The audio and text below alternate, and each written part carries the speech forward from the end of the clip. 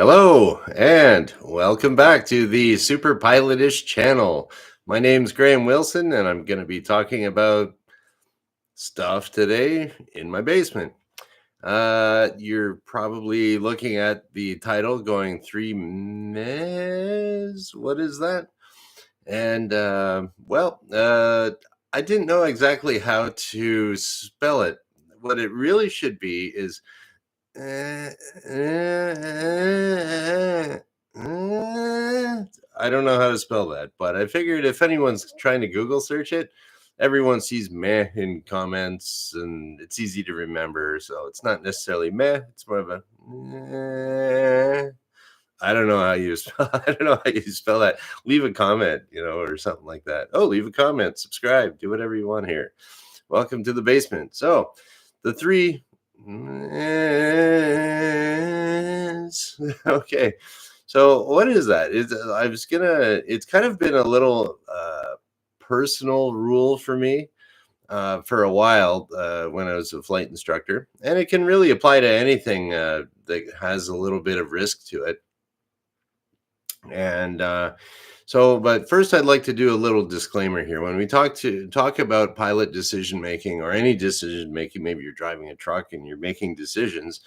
Always go by the company rules or the SOPs, standard operating procedures, flying club rules, flight training unit rules.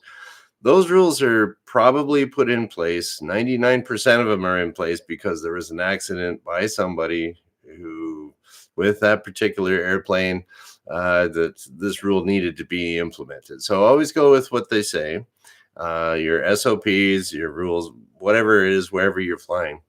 And then in addition to that, you could put this on top if you want. The three rule.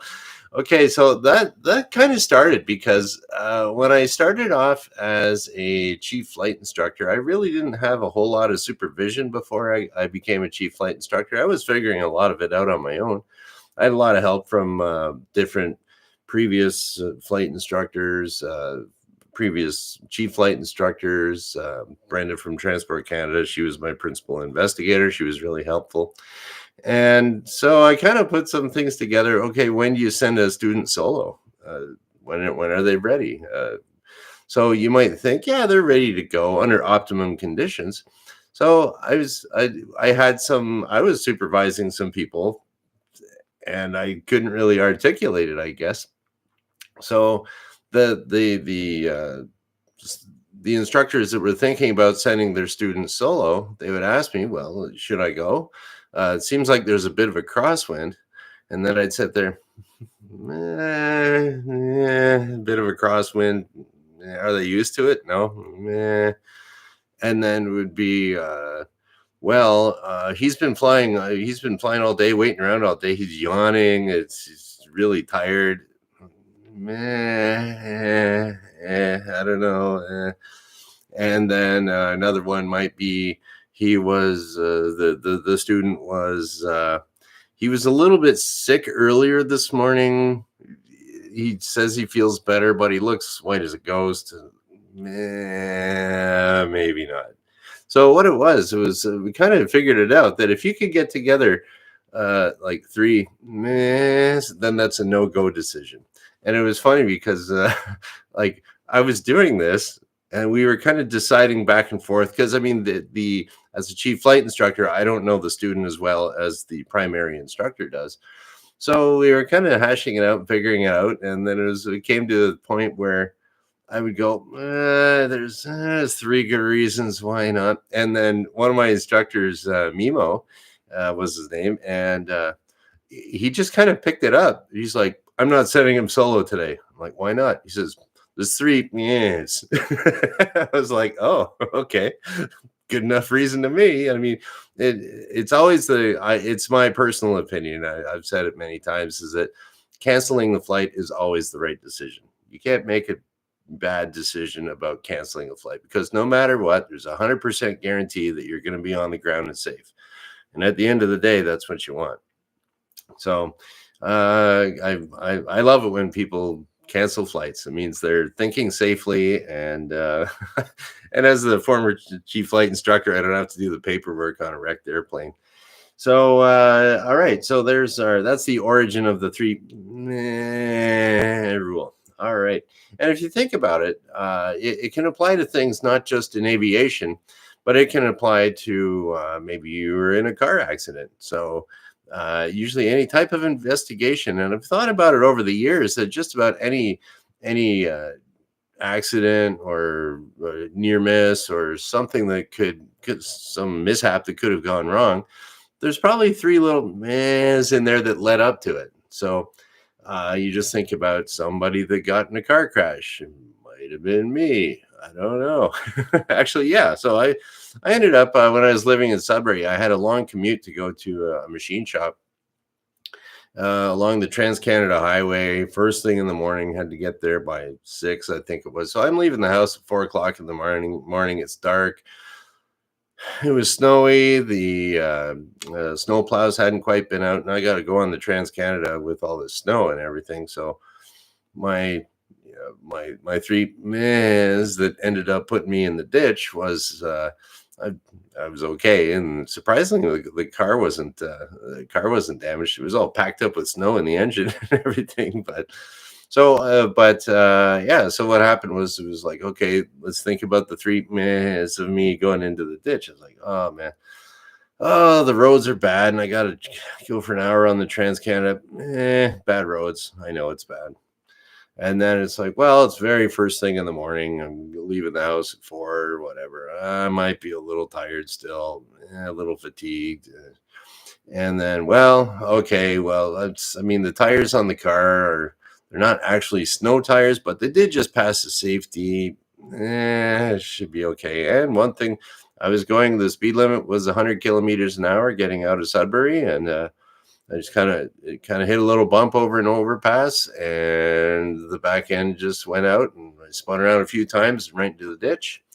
And so there they go. That was the 3 minutes. And as it turned out, it was like by the time I'd stopped spinning out, I turned off the ignition of the car. I got out of the car, and there was somebody there waiting in the oncoming lane saying, "Hey, bud, you need some help?" I was like, "Oh, these people are friendly up north here." So, yeah, they were nice. They drove me up, and we took care of the business as we needed. But and I later found out that the tires that I had, they'd been overinflated by somebody, and it was kind of a lower car. I couldn't see. There was like a bulb strip in the middle of the rear tires, so that's why I lost it. But 3 minutes went to the ditch, or maybe you fall off a horse. Yeah, the weather could be bad. You're not used to riding the horse. You're a kid, and it's a muddy trail you haven't taken, and the horse gets spooked. So 3 minutes can do that. I think you can figure that out. So and if you want to define the 3 minutes into more aviation related potential accidents or mishaps, you just kind of think about it rationally. There's 3 things that you're considering for every flight. Okay, what's the weather going to be like? What condition is the aircraft in? And how's the pilot? How are you? How's the crew? So yeah, so for the weather, that's pretty cut and dried. It can, well, I mean, but you can get surprised on that too. That's a consideration to get a airplane. Is it 100% serviceable? Is it maybe the transponder's not working? Maybe the radio has an intermittent transmitting problem. There's something there.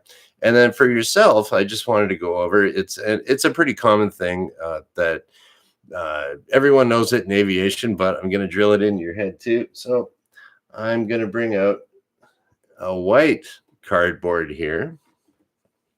So this was my okay, the 6-sided white cardboard. I mean, does it get any better than that? Okay, so here's the I'm safe checklist. There you go. I'm safe. Oh, to be a good instructor, you have to have a pointer. It says so right in the flight instructor guide. So I stands for illness. Are you feeling sick? Are you feeling in pretty good health? M is for medication. Are you on any medication that you shouldn't be on, or did you get your medication cleared with a doctor? aviation doctor. Before you go on flying, S is for stress. So life can be pretty stressful, but that's something to pay attention. You might get I'm kind of stressed. Alcohol, did you have too much last night? Feeling a little rough? Don't tell me you had a hair of the dog before coming into work. And okay, fatigue. Yeah, pilots are fatigued quite a bit. They can they you can work some pretty long hours and be fatigued. That can be a meh. And emotion. You're breaking up with your boyfriend or girlfriend, or maybe you got a sick parent or something like that. It gets on your mind, and maybe you won't be able to think properly. But there's one. I guess I'll add it. I'll add it to the thing. It's like, yo, are you safe? G. I don't know. I just added a G down there, but it's one thing that it's talked about a lot, and it's called "gotta get there itis." Now, this is a big. That's a huge one. It's not on any checklist on your SOPs. And Air Canada doesn't have that on their iPad saying, "Oh, did you have a case of gotta get there itis today?" No, they don't. But it's a real thing, or a charter company or something like that. Maybe you're going to a business meeting and you got to be there right on time. That is got to get there itis for sure. Unfortunately, there's a lot of businessmen that they're very.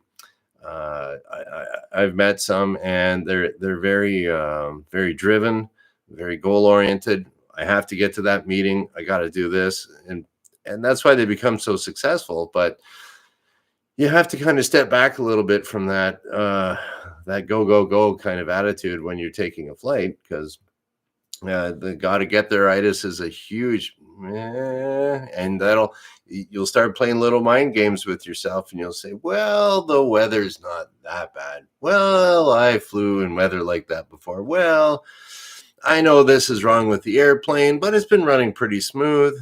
All these little things. Gotta get there itis is a big, bad, nasty monster out there that unfortunately kills a lot of people, or it's a contributing factor. If you really think about it, you can look into any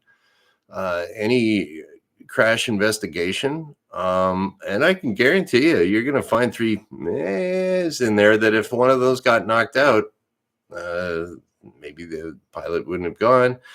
Maybe they would have survived the crash. Maybe it wouldn't have happened in the first place. But that's got to get there itis. That's kind of part of checking out, weather, check that out, aircraft, check that out, and check yourself, the I'm safe checklist. And do I have a case of got to get there itis? Do I really need to be there?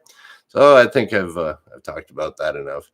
But so I just figured I'd just pop in here today on a Wednesday. This will be Monday, Wednesday, Friday at noon Eastern time when I do this. And I just figured I'd kind of share with the aviation community, or anybody that's out there, something that can maybe hopefully save your life, or save you from spending a bunch of money repairing a plane, or getting it towed out of a field, or it's we all want to be safe and have fun in this life. So that's about it.